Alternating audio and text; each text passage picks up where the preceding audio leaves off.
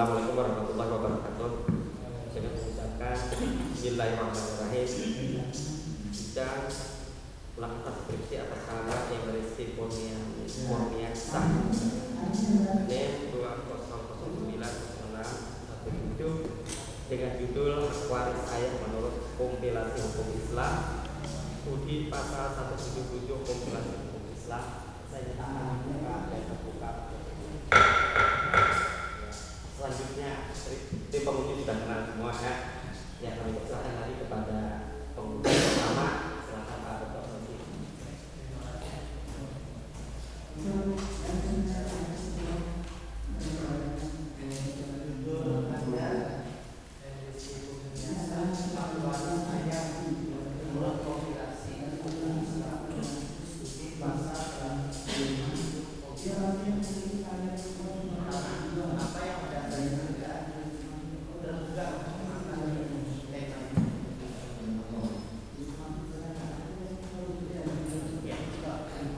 Bismillahirrahmanirrahim.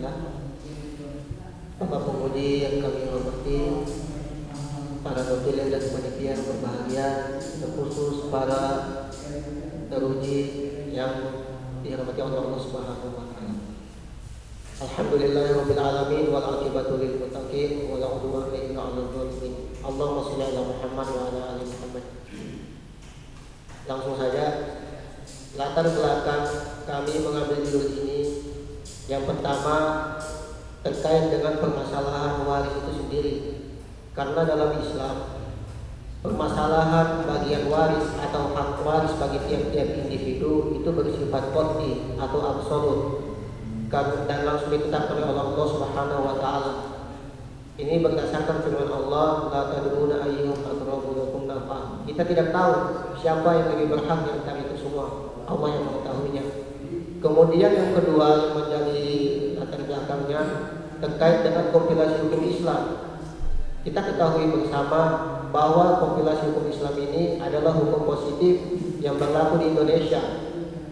Dalam hal ini ia merupakan pedoman para hakim di pengadilan agama untuk memutuskan perkara terkait dengan permasalahan kaum muslimin di Indonesia. Nah, dalam kompilasi hukum Islam itu ada beberapa pasal yang menurut penulis atau penulis dapatkan di dalamnya terdapat permasalahan. Salah satunya pasal 177 kompilasi hukum Islam ini terkait dengan bagian waris ayah. Terkhusus di sini bagian sepertiga waris ayah. Sebagaimana kita ketahui, dalam kewarisan Islam, ayah itu jika tidak bersama anak itu berkedudukan sebagai asobah. Sedangkan dalam kompilasi hukum Islam ini ditetapkan bahwa jika tidak bersama anak, ayah mendapat sepertiga bagian. Di situ kita ditetapkan. Di Amsal ada katakan bahwa dasar dari kompilasi hukum Islam adalah presiden, yang dia merupakan sebuah hukum yang pasti atau hukum tentanya. Dalam konteks Indonesiaan, Bapak penguji, itu bisa dikatakan itu hukum yang pasti. Ini dalam konteks Indonesiaan, karena selain ini hukum yang berlaku selain apa yang ditetapkan oleh undang-undang maupun instruksi presiden itu tidak berlaku, meskipun itu hukum Islam dalam konteks Indonesia. Kalau kita mau bawa permasalahan ini ke pengadilan agama, jadi yang dimaksud yang dipasti di situ.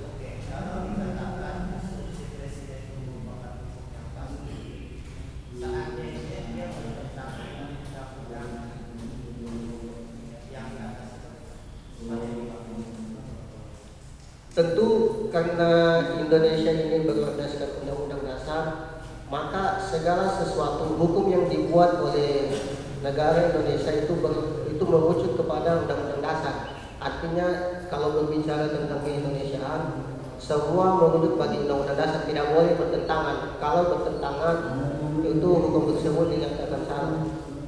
Baik, ada pendapat sebagai ahli bahwa dalam sistem hukum nasional kedudukan instruksi presiden sangat lemah karena dia bukan bagian dari tata peraturan perundang-undangan. Apa tawaran Anda supaya kompilasi hukum ini menjadi sesuatu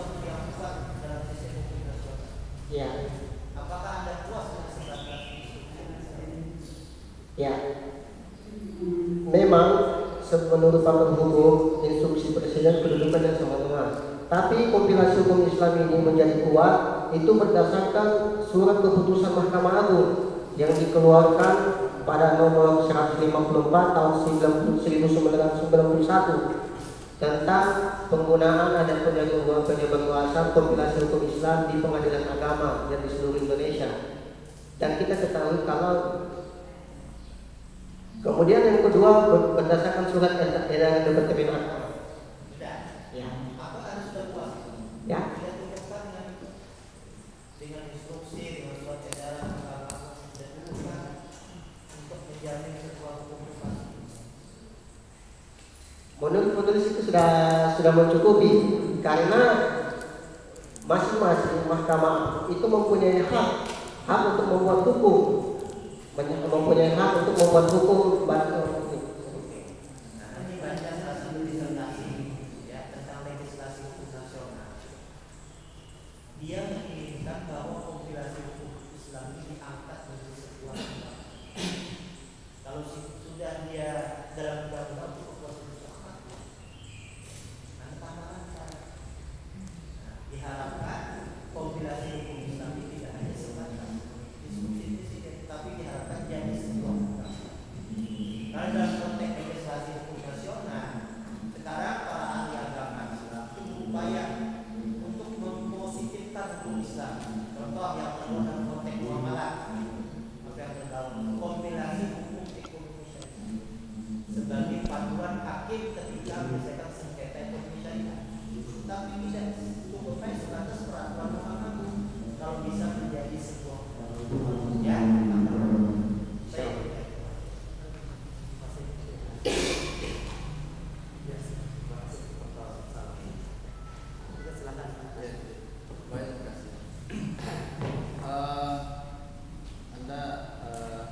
Mohon diceritakan bagaimana proses penyusunan dari hukum-hukum fikih menjadi kompilasi Islam di Indonesia. Secara singkat, sebelum terjadinya kompilasi ada beberapa tahapan yang telah dimulai oleh para pakar hukum Islam, baik itu dari pemerintahan maupun dari para ulama. Ini sudah dimulai sejak awal kemerdekaan Indonesia. Sebab pada saat itu pengadilan agama itu tidak memiliki kedudukan yang pasti, sehingga dibuat peraturan tentang adanya pengadilan agama. Namun yang jadi masalahnya, ketika pengadilan agama sudah ada, tidak ada pegangan bagi pengadilan agama ini dalam memutuskan perkara terkait permasalahan umat Islam, sehingga satu persatu terkait permasalahan tentang hukum Islam itu dikeluarkan. Yang paling pertama terkait dengan undang-undang perkawinan nomor 1 tahun 1974. Kemudian disusul dengan undang-undang perwakaman dan kewarisan. Nah, pada tahun 1985 Bustanul Arifin selaku Ketua Muda Mahkamah Agung dan kemudian juga oleh Munawir Sajali selaku Menteri Agama pada saat itu menawarkan kepada ulama yang di hadapan para ulama dan para mahasiswa di IAIN Yogyakarta untuk membentuk suatu hukum Islam dalam bentuk kompilasi. Nah, ini didukung dan disepakati oleh seluruh ulama, akhirnya dibuat tim dalam hal ini. Maka pada tahun 1985 itu muncul surat keputusan bersama untuk membentuk panitia pembentukan ini yang melibatkan para ahli dari pemerintahan, dalam hal ini Mahkamah Agung dan Menteri Agama, Departemen Agama, dan kemudian para ulama. Tahapan-tahapan penyusunan ini berdasarkan 3 tahap yang berlaku selama 2 tahun penyusunannya. Yang pertama tahapan pengkajian kitab atau jurisprudensi, dikaji beberapa kitab fikih yang berlaku yang sering dijadikan pegangan. Ada 38 buah kitab yang dijadikan pegangan. Kemudian setelah dikaji dan disepakati, akhirnya tahapan kedua melalui wawancara para ulama di Indonesia yang pada saat itu dilakukan di 10 provinsi dan timnya juga tersebar di 10 provinsi tersebut. Kemudian tahapan terakhir setelah di jurisprudensi atau diolah datanya, maka di hasil ini diseminarkan dalam lokakarya nasional pada tahun 1989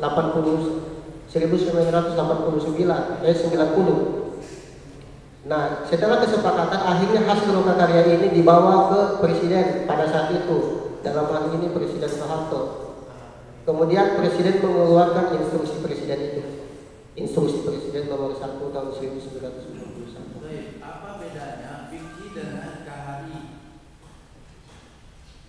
Sebenarnya tidak ada perbedaan. Jadi kompilasi hukum Islam ini kalau mau dibahasakan adalah fikih permasalahan fikih yang diundang-undangkan. Dia diundang-undangkan agar bisa berlaku. Jika tidak, maka jika tidak diundang-undangkan, meskipun itu permasalahan fikih, kalau dibawa di pengadilan agama itu tidak berlaku. Apakah KHI mengikat? Ya. Sekarang saya tanya, apakah fikih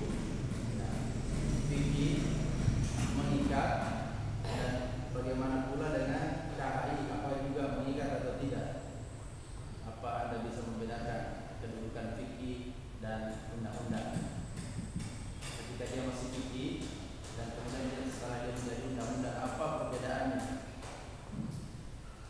Yang menjadi perbedaannya, kalau fikih dia mengikat karena berdasarkan terkait permasalahan, apalagi permasalahan perdata muamalah, dia adalah sesuatu yang mengikat. Artinya ini berdasarkan dosa dan tidaknya.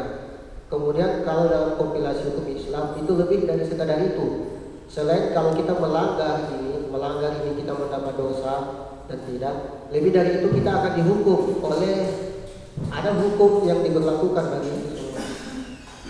Kalau pertentangan antara fikih dengan KHI, itu mana yang Anda dahulukan? Kalau bagi penulis pribadi, maka kita lebih mendahulukan permasalahan fikih, karena itu masih mempunyai sanad, artinya masih murni turun temurun. Terkait KHI ini, itu bisa terjadi kesalahan di sana karena dia adalah ijtihad para ulama di Indonesia khususnya. Justru ketika dia hasil ijtihad, maka dia tidak mengikat, dia mulzim. Tapi ketika dia menjadi undang-undang, dia mulzim mestinya.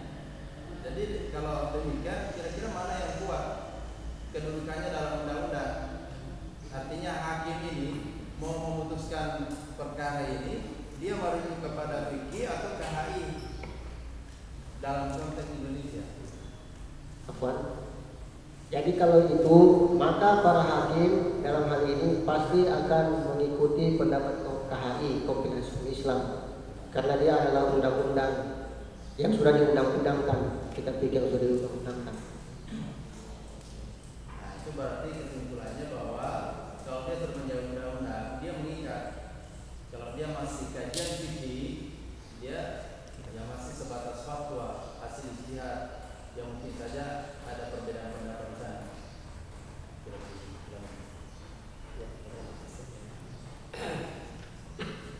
Ya, saudara English Sah, juga ada sedikit beberapa pertanyaan ya. Yang pertama, ini pernyataan kedua. Saya ingat dulu ketika lahirnya KHI ini ya, kompilasi hukum Islam ini, karena kan kemunculannya melalui instruksi presiden ya. Jadi itu dalam tata aturan perundangan itu sudah sangat lemah itu. Karena termasuk jajaran yang paling berwawasan tahu itu terus ya. Nah, jadi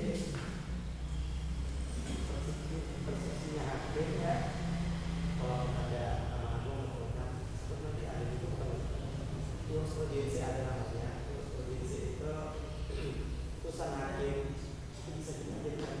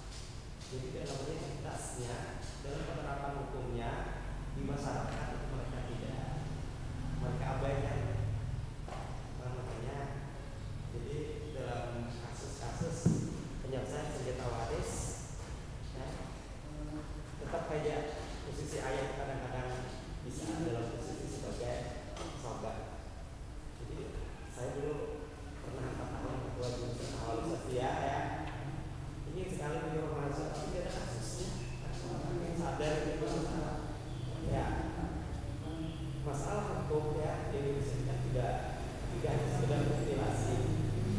Undang-undang prioritas itu juga banyak yang perlu perlu dibenahi, direvisi. Nah, makanya itulah kira-kira peran kita ya sebagai mahasiswa. Lain kita kan akan menggali nilai-nilai ajaran Islam ya. Bagaimana kita bisa menggali saya itu bisa menjadi bahan evaluasi pembangunan hukum kita ke depan. Nah, dari studi tentang ini Anda ada saran ini? Saran kepada pemerintah supaya dilakukan revisi terhadap kompilasi ini. Khususnya pasal yang lain gitu. Atau kompilasi perlu juga dimasukkan materi-materi lain dikaji lagi. Kalau kompilasi ini kan sangat Indonesia ini, ya kan fikihnya anggap saja lah fikihnya ala Indonesia yang dimana malah itu disesuaikan dengan aturan perundangan di atasnya, seperti tentang undang-undang perkawinan atau undang-undang peradilan agama kan. Nah, ini sepertinya menyesuaikan mengikuti ini. Jadi sangat kelihatan sekali warnanya, yang warna Indonesia-nya. Nah, sarannya kira-kira jangan pasal itu saja. Saya nyarankan jangan pasal itu saja, tapi perlu lebih komprehensif, lebih lengkap. Jadi tidak lagi kira persoalan-persoalan hukum itu yang dalam lingkup wewenang keadilan agama itu yang tidak ada kompilasinya, dan di situ ada kepastian hukum, dan kepastian hukum di situ dijamin tidak bermasalah dengan nas. Nah, kalau sudah seperti itu kita bisa lagi sarankan jangan kompilasi lengkap Pak, menjadi atas mengenai undang-undang. Nah, itu kan nanti yang menjadi pegangan hakim ya untuk mengurus dan sebagainya terhadap kasus-kasus yang ditanganinya. Nah, gimana kemudian ada komentarnya? Saya juga bertanya apa? Saya sepakat tadi di sini ya, atau memang itu masalah. Cuma pikiran Anda saja yang saya ingin tahu ya, Anda ingin mengembangkan apa terhadap produk ini ya, dengan mengkaji ini, khususnya di bidang undang-undang revisi terhadap undang-undang. Kalau misalnya Ustaznya di Indonesia ada masih sekitar 400-an materi hukum itu yang diberlakukan itu masih peninggalan kolonial. Nah, itulah dikasih orang Islam pidananya dan lain-lain masih muatan hukum-hukum sama ya. Yang ada kita mantapkan, yang belum itu bagaimana kita masukkan unsur-unsur Islam di dalamnya. Gimana? Silakan ada komentar Pak. Terima kasih. Yang pertama, terima kasih atas masukan dan saran dari para penguji. Kemudian yang kedua, saran kami dalam skripsi ini untuk merevisi hanya satu pasal ini itu karena memang penulis mengkaji dan meneliti tentang pasal ini saja. Artinya penulis tidak mengkaji lebih dalam terhadap pasal-pasal yang lain. Kemudian yang kedua, adapun kedudukan kompilasi hukum Islam, posisinya masih berada di bawah dari undang-undang. Itu keterbatasan peneliti sendiri, keterbatasan penulis sebagai mahasiswa S1 strata 1 karena penulis mungkin masih sedikit membaca tentang permasalahan hukum di Indonesia, sehingga belum mendapati ternyata ada permasalahan atau undang-undang atau permasalahan hukum yang lebih kuat daripada kompilasi hukum Islam ini. Seandainya mungkin kalau penguji peneliti tahu, mungkin peneliti akan memasukkan syarat bahwa kompilasi hukum Islam ini akan diangkat lagi menjadi undang-undang. Ini mungkin karena keterbatasan peneliti sebagai penulis dan kekurangan serta kehilangan.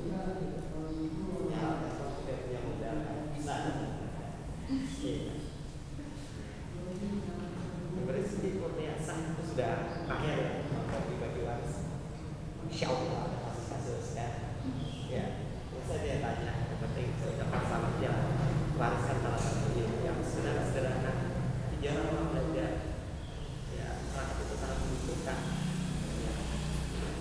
kira itu Pak.